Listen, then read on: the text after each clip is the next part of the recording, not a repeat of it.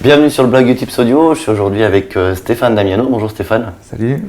Alors, on va parler aujourd'hui un peu de ton parcours de musicien, musicien pianiste. Tu vas nous raconter un peu quand tu as commencé le piano et comment tu es devenu en quelques années. Moi je t'ai connu dans le cadre de mes formations. Comment en l'espace de quelques années tu es devenu, tu as changé un petit peu de métier et tu es devenu compositeur de musique de film, on va dire. C'est ça? Donc comment ça a commencé pour toi le piano J'ai classique? commencé à 10 ans, le piano classique, j'ai fait 5 ans de classique et puis très vite j'ai eu envie de faire de la musique plus moderne. Et j'ai fait, donc à l'âge de 15 ans, j'ai participé à des comédies musicales, j'ai fait du bal, puis après je suis allé Là c'était des reprises, c'était des morceaux standards, c'est pas de la composition. Voilà, c'est ça. Mais je compose depuis l'âge de 14 ans à la maison. Alors des petites pièces comme ça, et puis ça a vraiment suivi mon évolution musicale. À l'époque, tu faisais comment pour composer chez toi? T'avais un ordinateur ou du pas papier, du tout, c'était papier, vraiment, partition? vraiment c'est papier quoi, écrit en papier, et puis j'écrivais des mélodies, et puis j'ai fait un stage pour apprendre les accords au piano, l'accompagnement de chansons, de chorales. Et alors là, c'était une découverte pour moi, donc on pouvait écrire des accords, et voilà, avec des lettres, tout ça, et donc j'ai composé mélodies et accords. D'accord. Et tout en continuant à prendre des cours de piano. Voilà, oui. Et puis après le jazz qui est sous cette forme-là, donc c'est mélodie et accords, puis après on fait ce qu'on veut, ça m'allait bien. Ça m'a vraiment attiré, puis j'en ai écouté pas mal. Du jazz? Du jazz, donc vers l'âge de 18, 19, 20 ans. À cet âge-là, tu t'es dit que tu allais te professionnaliser dans la musique ou... J'en rêvais depuis tout jeune, mais j'étais pas prêt. C'était quand même un rêve de gosse. Ouais. C'est depuis longtemps. Ouais. Ça m'a toujours fait bien rêver. Et puis j'ai fait des études de comptabilité, de gestion d'entreprise, 4 ans après le bac, pour au bout du compte me dire que c'était vraiment pas ça que je voulais faire, mais que c'était vraiment la musique qui m'intéressait. Effectivement, c'est pas la même voie. Et voilà, et donc après j'ai passé le cap, j'ai gagné ma vie en donnant des cours de piano jazz. D'accord. Pendant près de 10 ans. Et c'était vraiment super pour moi parce que j'ai pu avoir des projets à côté, monter des groupes, composer, commencer à faire jouer mes compositions avec des musiciens. Et du coup, tu faisais payer des prestations au début ou tu étais intermittent du spectacle? Non, pas tout de suite. D'accord. Donc c'est des cours qui t'ont permis finalement de gagner ma vie. De gagner ta vie voilà. et t'immerger dans le monde de la musique. C'est ça. Et puis il y a 10 ans, j'ai passé le cap. J'ai arrêté d'enseigner. J'ai arrêté d'enseigner et j'ai voulu être intermittent. C'est intéressant, comment tu as passé ce cap justement ça s'est fait brutalement ou c'est petit à petit tu as commencé à faire des concerts, puis tu as diminué tes heures de cours? Non, alors j'étais avec des musiciens qui eux étaient intermittents. Du coup, je me débrouillais toujours pour qu'eux ils aient un cachet, parce que c'est leur statut et c'était important. Et puis moi, comme j'étais pas intermittent, si j'avais pas de cachet, c'était pas grave. Ah oui, je me rappelle, j'ai fait aussi du piano bar. Ouais. Et une année, j'ai eu 42 cachets. D'accord. En faisant du piano bar. Et là, la question se posait, est-ce que du coup je faisais ça? Voilà, donc tu as une période de transition quand même. Et en fait, 42, mais il m'en manquait un. Et je me suis dit, non, c'était un peu, j'avais pas envie de courir après les cachets. Du coup, j'ai choisi d'être professeur. D'accord. Et de ne pas être intermittent. Et puis, quelques années après, quand vraiment c'était ça que je voulais faire, de la scène, je me suis dit, bon allez, j'arrête tout. Donc j'ai arrêté toutes mes écoles. Et puis j'ai eu 1 an en essayant d'avoir les 43 cachets. Ah oui, donc ça a été vraiment une décision. C'était une décision. J'arrête et je prends une orientation. Ouais. Et à l'époque, c'était compliqué, peut-être encore aujourd'hui, d'avoir en même temps d'être payé en tant que on ne peut pas tout faire de toute façon. Ça. Donc c'était vraiment une décision ferme. Et maintenant, je tente le coup. Et en fait, c'est mon premier disque. Donc j'ai fait 3 disques de composition et mon premier disque, vu le succès qu'il a eu, et que ça plaisait aux gens, je me suis dit voilà, ça m'a fait un déclic, voilà, c'est ça que je veux faire. C'était du jazz? J'arrête. Ouais. D'accord. Et donc intermittent. Et donc voilà, depuis 10 ans, et chaque intermittence, tous les 10 mois, j'ai réussi à renouveler. Alors tu faisais des compositions, des standards, tu jouais dans Non, vraiment des compos, c'est mon truc, ouais. D'accord. Tu arrivé à en vivre pendant plus de 10 ans? Ouais. Bravo. Ouais, merci. Et c'était vraiment chouette. J'ai eu une belle belle carrière, on va dire. Donc on peut écouter ça sur ton site internet, voilà, j'imagine, aller voir un peu ce que tu as fait pendant cette période-là. Tout à fait, il y a des vidéos, il y a de la musique, on peut voir les 3 disques.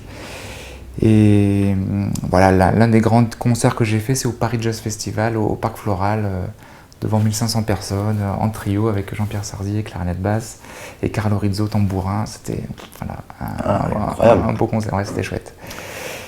Et puis voilà, c'est là, depuis 2-3 ans, c'est plus difficile de trouver des concerts. La crise était là, et je sentais que les choses devenaient vraiment plus difficiles.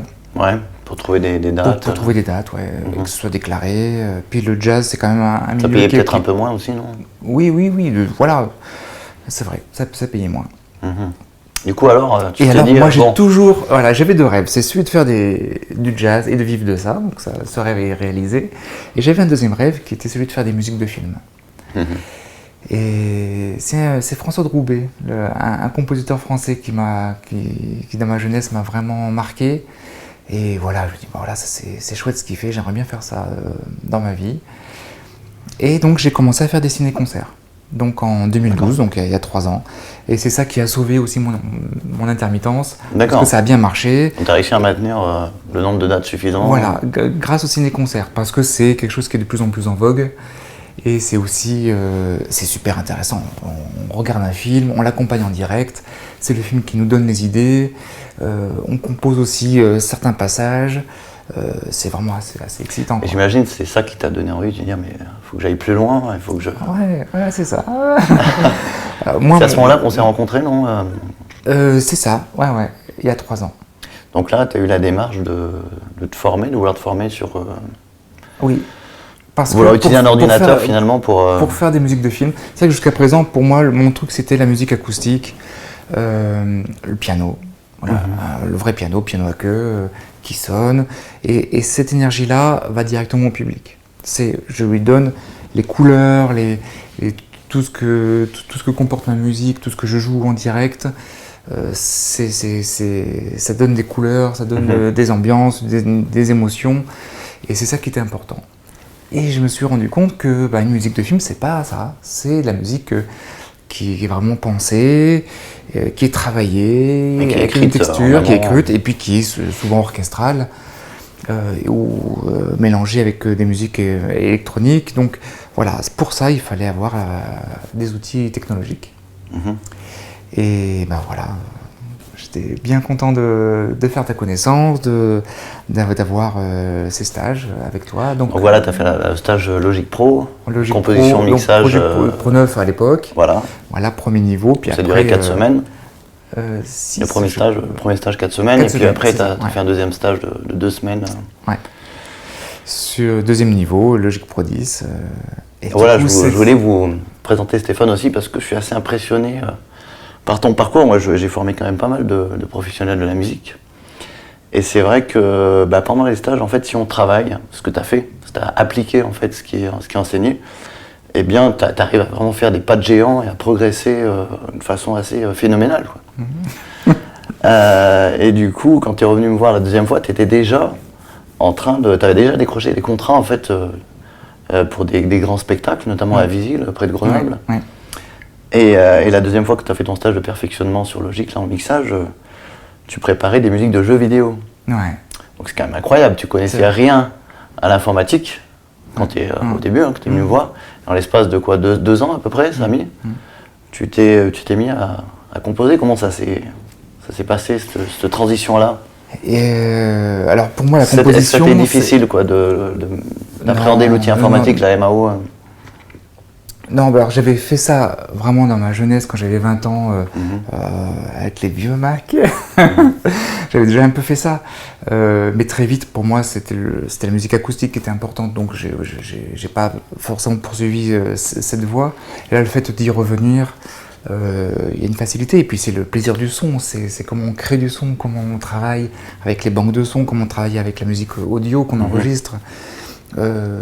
Ça reste de la musique. Donc, et puis comme c'est celle qui me vient, voilà.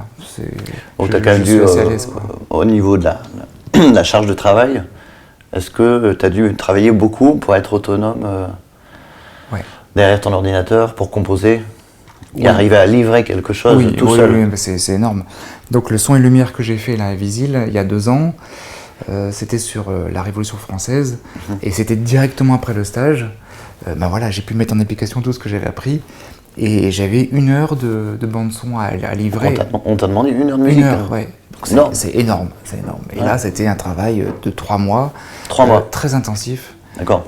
Et du coup, ça m'a permis de rentrer dans Logic Pro et puis de travailler avec, et puis laisser venir les. C'est ça, au plus on travaille aussi, enfin c'est logique, hein, c'est comme au plus de temps tu passes sur ton piano, l'ordinateur c'est la même chose, hein. Il faut travailler, quoi. Donc là, ce spectacle-là, c'était que de la musique électronique, issue de banques de sons. Par contre, sur la musique de jeux vidéo que j'ai fait, après, j'ai vraiment eu envie d'avoir des vrais musiciens qui jouent. Donc là, j'ai pas mal d'amis qui ont accepté. Tu les as sollicités. Voilà.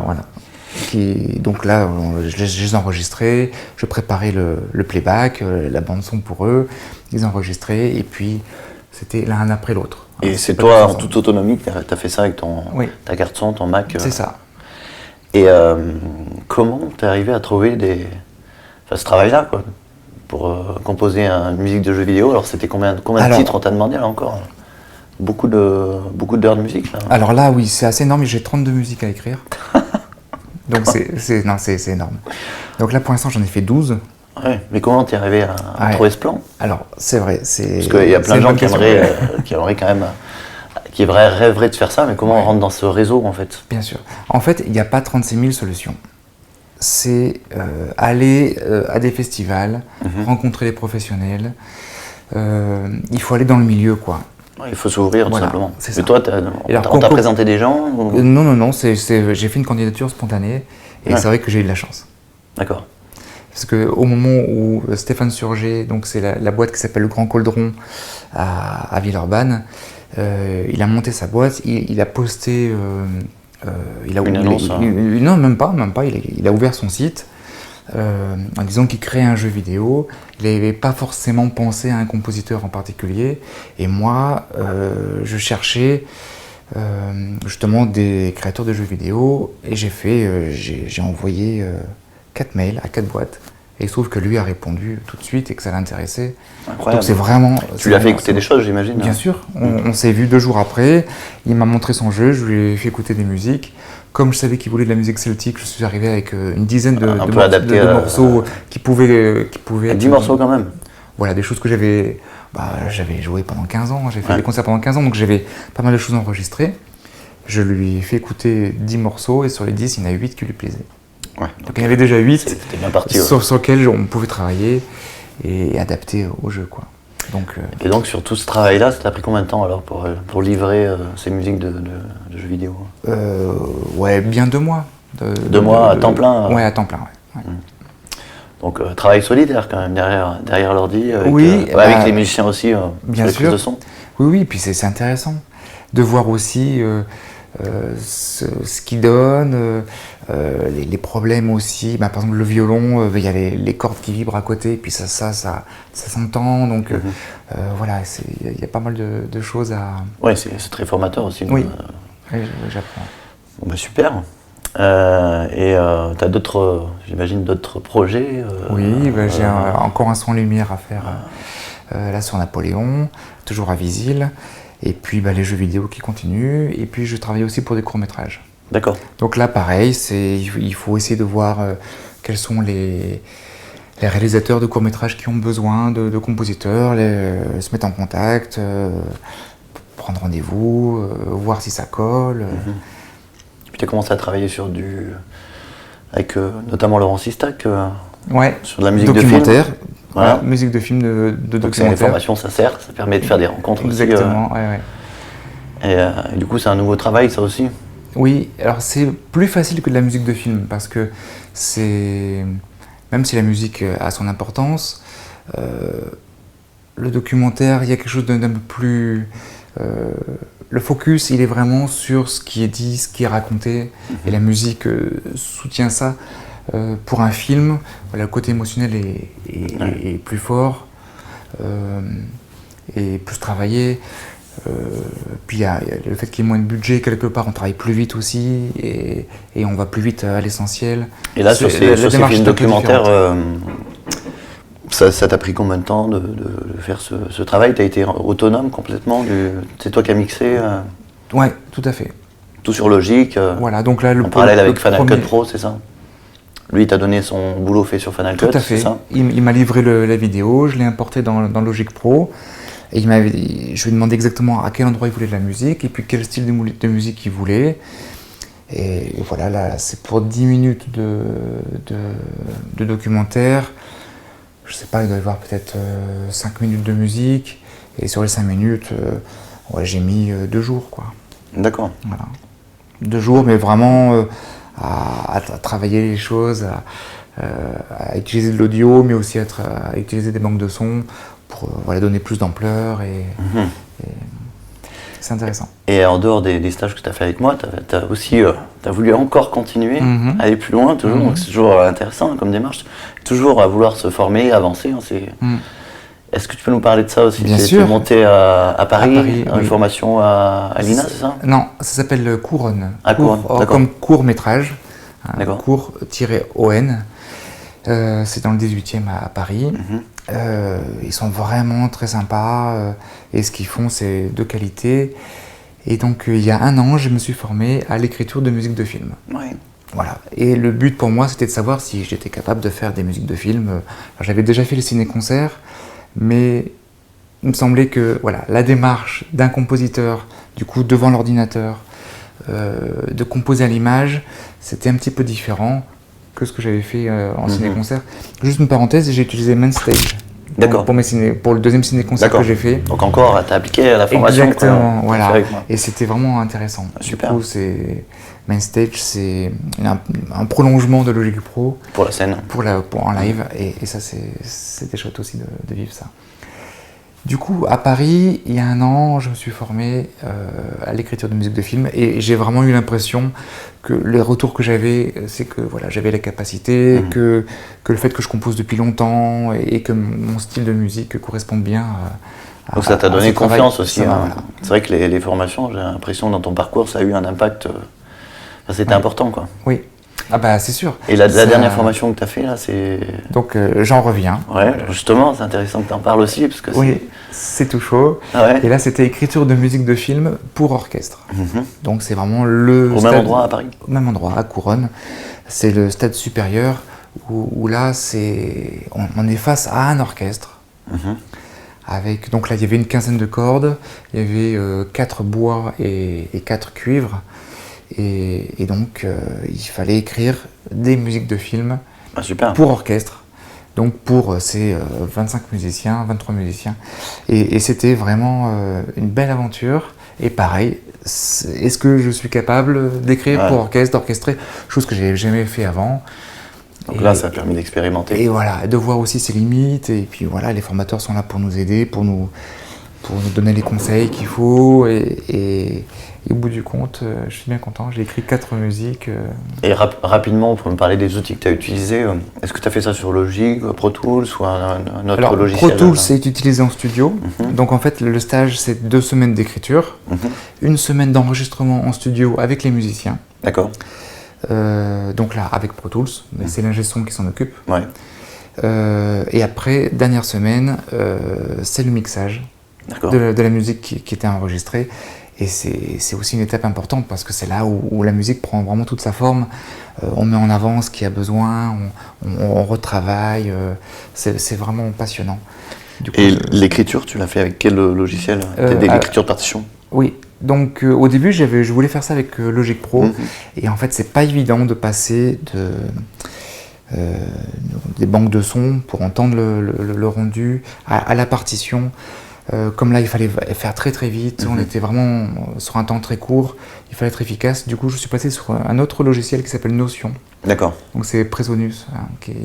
Donc tu as écrit toutes tes partitions avec Notion. Oui. Et ensuite, tu peux les exporter dans Logic en MIDI, j'imagine. Exactement, en MIDI. Et après, je peux ajouter des percussions ou de la harpe ou d'autres choses s'il y a besoin. Super. Donc, ça peut être intéressant de voir aussi Notion, comment ça marche. C'est très facile d'accès. Pour quelqu'un qui connaît le solfège, ça va très vite, quoi. Exactement, voilà. Le fait d'avoir le score, en général, et il fait tout seul, bien sûr, les parties séparées. Et on a l'orchestre devant soi et on peut du coup donner des bouts de mélodie à l'un à l'autre. C'est vraiment... Et puis on entend... Alors le son à la base est pas terrible. Par contre, ce qui est intéressant, c'est que toutes les nuances qui sont données, tous les accents, toutes les liaisons d'expression, eh bien, du coup, sont jouées en direct. Donc ça obéit vraiment à toutes les intentions musicales qu'on donne. Et ce qui est intéressant, c'est qu'on l'entend en direct. D'accord. Alors que sur Logic Pro, eh bien, on rentre les choses avec le clavier, mais après la partition c'est autre chose. Il faut repenser du coup toutes les intentions musicales, alors que là, elles sont directes et on les entend. Et au début, quand on met rien, on met juste les notes, bon, ça sonne pas terrible, mais après, le rendu final, une fois qu'on a mis tout ce qu'il faut, ça sonne. Et après, l'orchestre, eh bien, du coup, a toutes les intentions musicales sur partition, et ça, c'est ça qui est important. D'accord. Ok, donc on peut dire qu'aujourd'hui, t'as presque changé de métier, non? Ouais, c'est ça. Incroyable. Donc tu es vraiment compositeur de musique de film, de jeux vidéo, de courts-métrages, de documentaires. C'est vraiment devenu ton métier? Oui. Et tu es autonome oui. Avec l'ordinateur, avec ton instrument?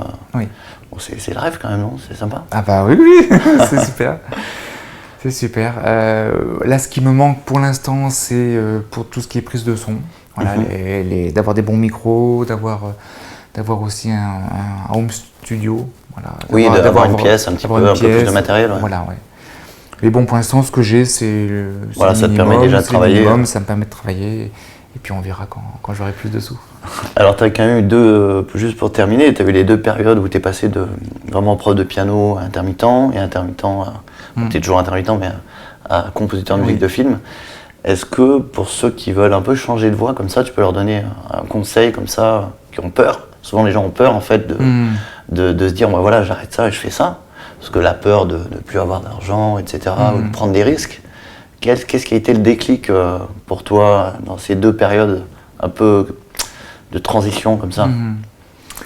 Alors pour moi la transition ça a vraiment été le ciné-concert, parce que je continue à faire des concerts et en même temps j'étais déjà dans le cinéma, parce que je jouais sur des films muets, donc ça a vraiment été une transition, on va dire, j'étais entre la musique de concert. Comment tu as dépassé la peur finalement de changer d'orientation? Après, c'est une sorte de confiance en soi quand même. Hein.